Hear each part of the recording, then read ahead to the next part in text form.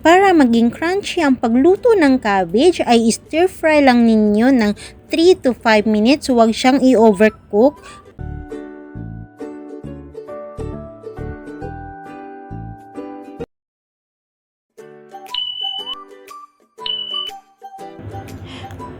Hello guys! Welcome to our channel. This is Miriam and now ay magluluto tayo ng stir fry cabbage.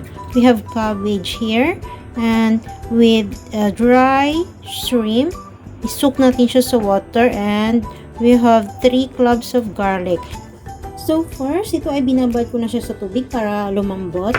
And now, cut natin yung ating garlic.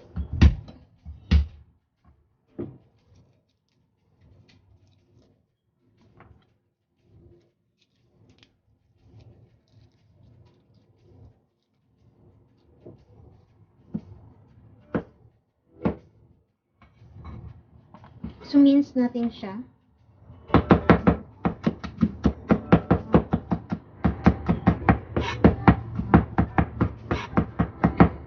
Okay. Then, ang gagawin natin ay half. Ang gagawin natin ay hatiin natin siya sa half.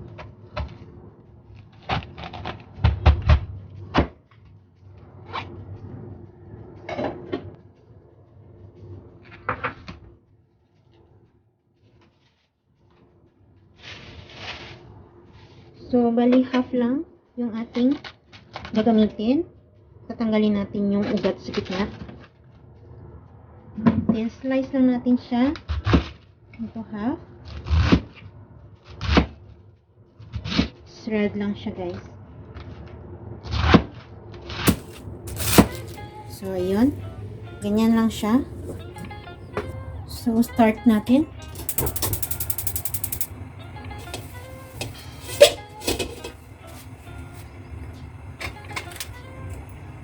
First, maglagay tayo ng oil.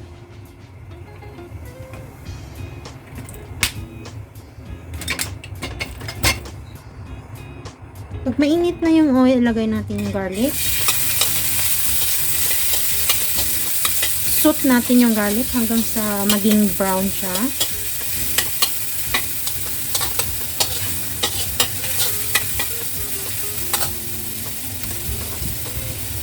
Then, itong ating dried shrimp ay tatanggalin natin siya sa water. Then, ang water is iiwan natin siya para itubig natin mamaya.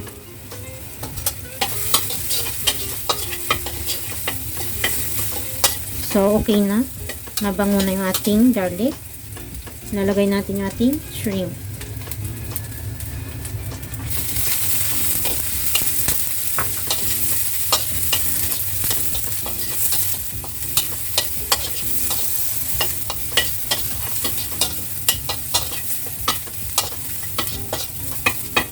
Okay. Then, ilagay na natin yung ating cabbage.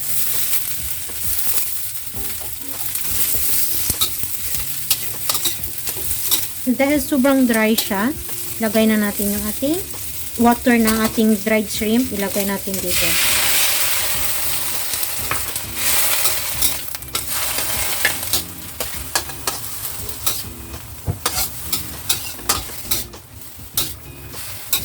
Ang bango.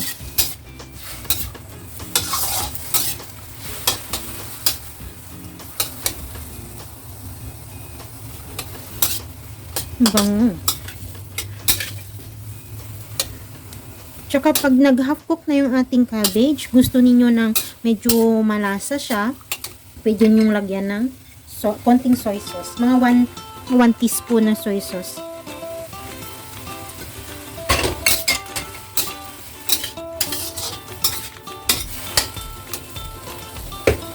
Then, asin.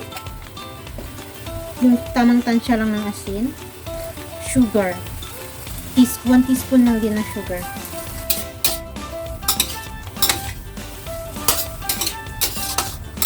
So, yan. Ito na guys, ang ating stir-fried cabbage.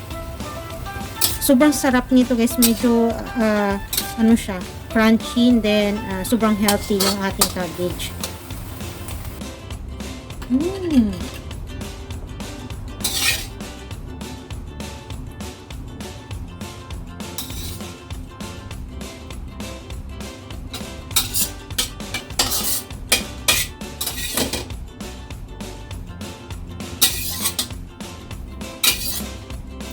So, ito na.